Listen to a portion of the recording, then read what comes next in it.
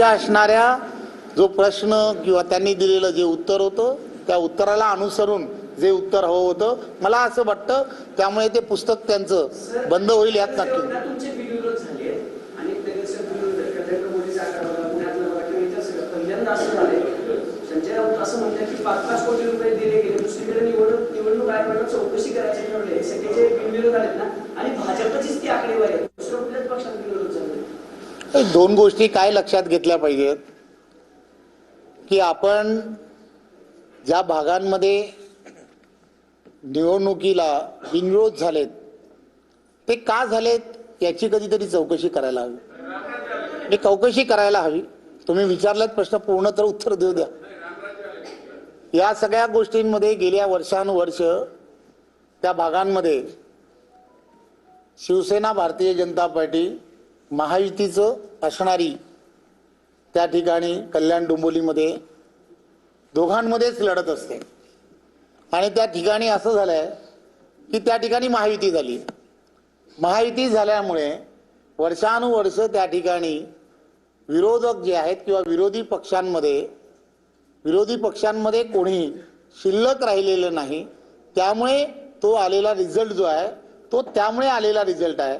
तुम्ही आकडेवारी या अगोदर जरी पाहिली, एक नगरसेवक फक्त राष्ट्रवादी मधला तिथे होता, बाकी सर्व शिवसेना आणि भारतीय जनता पार्टीचेच होते.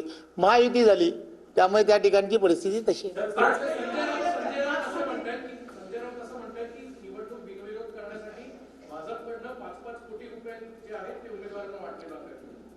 संजय राऊतांचे आरोप हे बिनबुडाचे असतात हे आपण सर्वांना माहीत आहे.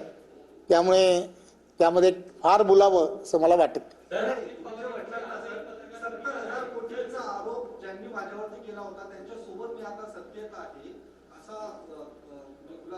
मी तुम्हाला पुन्हा तेच सांगेन की त्यांनी जे म्हटलं त्याला मी एका वाक्यात जे म्हणायला पाहिजे होतं ते मी ऑलरेडी म्हटलंय. मी आज या ठिकाणी प्रेसला यासाठी आलोय की पुणे महानगरपालिकेतील जनता यांनी भारतीय जनता पार्टीलाच मतदान का द्यावं, तर इथल्या असणाऱ्या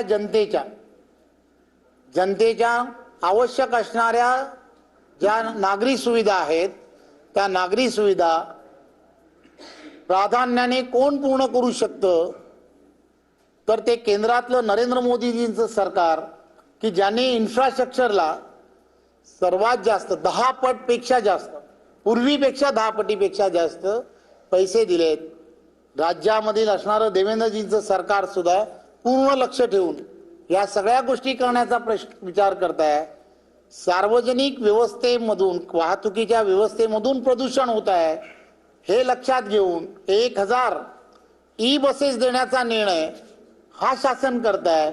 असे अनेक निर्णय जे आहेत ते सरकारच्या माध्यमातून होत आहेत. हे सामान्य लोकांपर्यंत, जनतेपर्यंत आपल्या माध्यमातून द्यावं